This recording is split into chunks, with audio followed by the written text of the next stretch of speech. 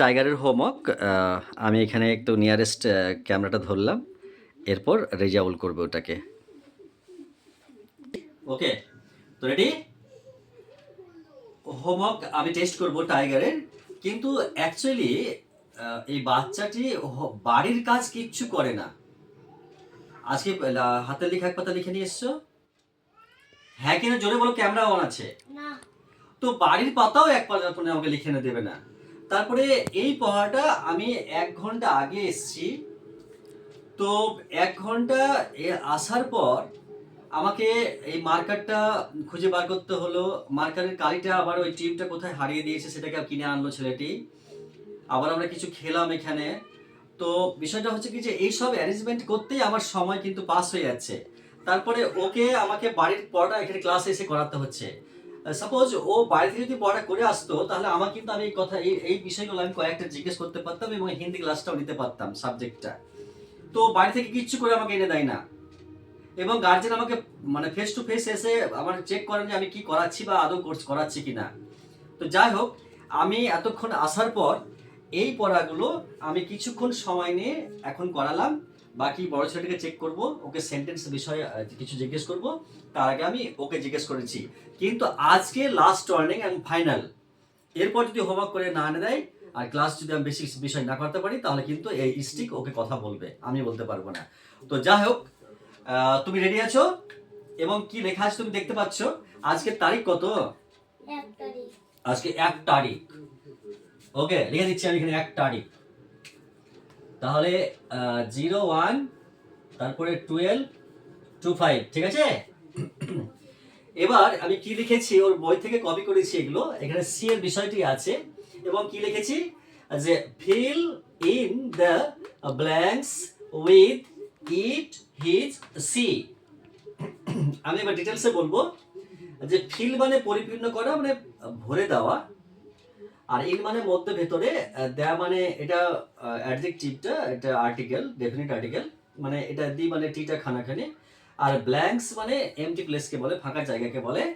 আর ইট মানে এর সব প্রোনাউন এগুলো আছে। তো ইট মানে ইহা, এটা থার্ড পারসন। আর হিজ মানে তাহার, এটা তাহা, হিজ মানে তাহার, এটা মাস্কুলিন জেন্ডার বা যাকে পুরুষলিঙ্গকে বোঝায়। আর সি মানে সে, এটা কিন্তু ফেমিনিন জেন্ডারকে বোঝায়, মানে স্ত্রীলিঙ্গ বোঝায়। Did you understand my word? Okay. তো এবার আমি আসবো কি বোঝাবো, যে এই 3টে ওয়ার্ড দিয়ে একটু ভালো করে বোঝার চেষ্টা করো। এই 3টে ওয়ার্ড দিয়ে এই ব্ল্যাঙ্ক স্পেস বোঝাতে হবে। ওকে, আমি তোমাকে জিজ্ঞেস করব। তাহলে এ বিষয়ে চলে আসছি আমি। এখানে এ লেখা আছে, তো এখানে যা লেখা আছে আমি পড়ে শোনাচ্ছি। Hair is a girl dash is beautiful. তাহলে এই সেন্টেন্সটির কি মানে হবে, কি বুঝতে পারছো? এবং এখানে ব্ল্যাঙ্ক স্পেস এই তিনটের মধ্যে কোনটা বসবে এখানে? তো তাহলে এই 3টে ওয়ার্ড মানে প্রোনাউন এই ব্ল্যাঙ্ক স্পেসে বসবে, এবং কি তুমি বসবে বলেছি ইতিমধ্যে? সি। সি বসবে। তাহলে সেন্টেন্সটির মানে কি হবে? যে here is a girl she is beautiful, কি মানে হবে এটা? তাকে তাকে আমি ভালোবাসি। এখানে তো তাকে আমি ভালোবাসি লেখা নেই। হেয়ার মানে এখানে, ইজ মানে হয়, আ মানে একটি, গার্ল মানে বালিকা। আর ড্যাশে বসবে মানে ব্ল্যাঙ্ক স্পেসে বসবে সি ইজ বিউটিফুল, মানে এখানে একটি বালিকা মানে মেয়ে, সে সুন্দরী। তাহলে এখানে দেখো যে এই এই বালিকাটার কে এই সিটা এখানে বসাতে হচ্ছে। ওকে, এখানে মাস্কুলিন জেন্ডার আছে, তার জন্য সি বসলো, সি মানে সে।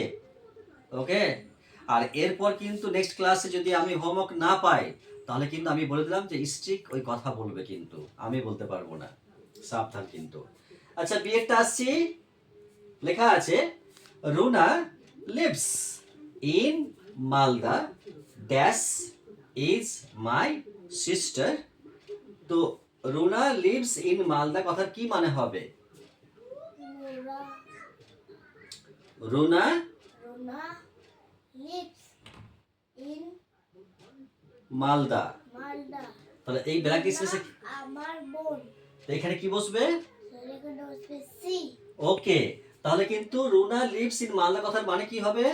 রুনা আমার বোন। না, এটা এটা হবে সি ইজ মাই সিস্টার, সে আমার বোন হবে, কিন্তু এখানের মানেটা কি হবে? স্যার স্যার এখানে হচ্ছে রুনা। একদম তো বাড়িতে কিচ্ছু পড়া হয় না, আমি এতক্ষণ ধরে করালাম, তাই কি ওটা সেন্সে কাজ করে? একদম পড়া কম হয়ে আছে তো। স্কুল গেছিলে? কখন গেছিলে? স্যার যাওয়ানি। কেন? খুবই এমনিতেই খুব ভালো ছেলে, পড়তে বসলে আর কিন্তু ধ্যান জ্ঞান থাকে না অন্যদিকে, যতক্ষণ পড়াবো ততক্ষণ পড়বে, কিন্তু অ্যাকচুয়ালি পড়াটা তো ভীষণ কম হয়ে আছে তো। এই পড়াটারও কিছুই বোঝে না, আমাকে সেটা ক্লাসের পড়া করাতে হচ্ছে। হুম, বাড়িতে একটু লিখতে হবে, একটু কোনো সময় তো বসতে হবে। কোনো সময় বসে পড়তে, আমি কিন্তু ভীষণ মারবো, একদিন যেমন বাইরে গিয়ে নিয়ে মেরেছিলাম সেইভাবে কিন্তু আবার মারবো, কিন্তু বলে দিলাম। বেওয়্যার। এখানে রুনা মেয়েটির নাম, আর এখানে লিভস কেন হয়েছে? Runa singular number third person, তারপরে ভার্বের সাথে, সেই জন্য এস বাই এস বসেছে। আর ইন মালদা একটা শহর বা জেলার নাম, তার জন্য এখানে ইন বসেছে, প্রিপজিশনটা বসেছে। আর এই রুনা মেয়েটা এখানে কি কথাটা বলেছে, যে রুনা লিভস ইন মালদা, রুনা মালদায় বাস করে মানে থাকে। সি ইজ মাই সিস্টার, সে আমার বোন। তার কারণ বলেছে কি, যে তুমি জানো পার্টস অফ স্পিচ কাকে বলে? পার্টস অফ স্পিচ কয় প্রকার? 3 প্রকার। 8 প্রকার। Noun, pronoun, verb, adjective, adverb, preposition, conjunction, interjection. Noun কাকে বলে? কোনো কিছু নাম। তো তাহলে এখানে আমি দেখলাম কি, যে Runa lives in Malda, she is my sister, Runa মালদায় বাস করে, সে আমার বোন।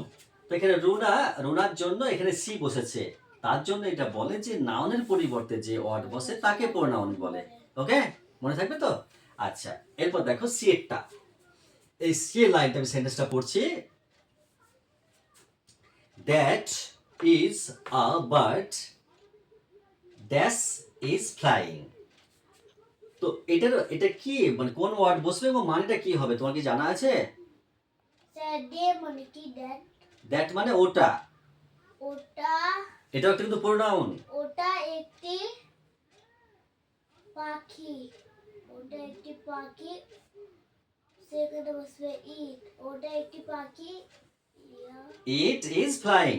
ইট উত্তর ঠিক মানে আনসার ঠিকই বলতে পারছে, কিন্তু অত তার বোঝাতে পারবে না, মানে হোমওয়ার্ক তো কিছু করেনি এবং সেটা কেউ তো বুঝিয়েও দেয় না, স্কুলে তো ভালো করে যায় না। আমি একটু মডিফাই হয়ে যাবো এরপর, কিন্তু আমার যে জেস্টারটা না, আমার যে ভিউটা, ফেসটা কিন্তু ডায়ালটা চেঞ্জ হয়ে যাবে এরপরে ক্লাসে, কিন্তু আমি সাবধান করছি, কিন্তু আমি ডিরেক্ট কথা বলছি, কিন্তু একদম আমার যে ডায়াল ফেসটা দেখছো না, আমি কিন্তু এত সিম্পলি কথা বলবো না, কিছু মডিফাই হয়ে যাবে, কিন্তু বলে দিলাম, কারণ পড়া খুবই কম হয়ে আছে তো। তো দ্যাট ইজ আ বার্ড, ওটা একটি পাখি, দ্যাট মানে ওটা, এটা যে প্রোনাউন বলছে না, তো নাউনকে যেমন 5 ভাগে ভাগ করে, যে proper noun, common noun, material noun, collective noun, abstract noun, তো সেরকম প্রোনাউনকে কিন্তু আবার কোথাও কোথাও কেউ 8 ভাগে ভাগ করেছে, কোথাও কোথাও 10 ভাগে ভাগ করা হয়েছে। তো এটা যে বলছে দ্যাট মানে ওটা, তো এটাকে ডেমনস্ট্রেটিভ প্রোনাউন বলে, বাংলায় বলে নির্দেশক সর্বনাম, কারণ এটা নির্দেশ করছে ওটা, দিস মানে এটা, তো এই জন্য কতগুলোকে ডেমনস্ট্রেটিভ প্রোনাউন বলে। এমনি প্রোনাউন অনেক আছে, পার্সোনাল প্রোনাউন আছে, তোমার পজিটিভ প্রোনাউন আছে, ইনডেফিনিট প্রোনাউন আছে, রিসিপ্রোকাল প্রোনাউন আছে, রিফ্লেক্সিভ প্রোনাউন আছে, ইন্টারগেটিভ প্রোনাউন আছে, অনেক আছে, তো সেটা প্রয়োজনের মধ্যে দেখা যাবে। তো সেরকম দ্যাট ইজ এ বার্ড, ওটা একটি পাখি, ইট ইজ ফ্লাইং, ইহা উঠতেছে, এটা প্রেজেন্ট কন্টিনিউয়াস টেন্স হয়ে গেল, ইট ইজ ফ্লাইং। ওকে, এই যে ফ্লাই থেকে ফ্লাইং হয়েছে, তো দেখো এটা পার্টিসিপেল দিয়েছে, এটা ফ্লাই, ভার্ব থেকে আইএনজি যুক্ত করে। ওকে, তাহলে কিন্তু লাস্টে দেখো লিখছি ডিএসটা, হি লস্ট মানে সে হারিয়ে দিয়েছে, তার হারিয়েছে ড্যাশ মোবাইল। এখানে কোন প্রোনাউনটা বসবে তিনটের মধ্যে? স্যার হ্যাজ তো নেই কোথাও। Sir H I x his মানে কি? হিজ মানে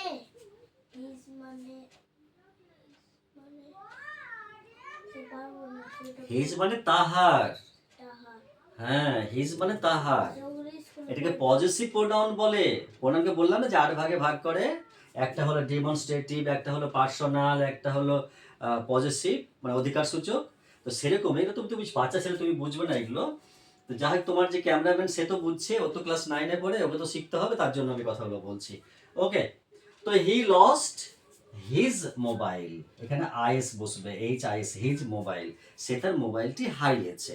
ওকে, তাহলে হি মানে এটা প্রোনাউন, লস্ট এটা ভার্ব, আর এটা অধিকার সূচক প্রোনাউন, আর এটা কিন্তু মোবাইল, এটা কিন্তু অবজেক্টটা নেমিং ওয়ার্ড হচ্ছে, নাউন হয়ে যাচ্ছে। ওকে, আমি কিন্তু খুবই কিন্তু মানে ভেতর আমি কিন্তু খুব ক্ষোভে থাকলাম, কিন্তু পড়া হচ্ছে কিন্তু লাস্ট ক্লাসেগুলোর মতন হয়নি। আর যদিও একদম কম হলো, একটু হলো, আমি পড়া দিয়ে দিচ্ছি, হাতে লেখা করে দেখাও, আমি বিষয়টা কথা পড়াবো এবার।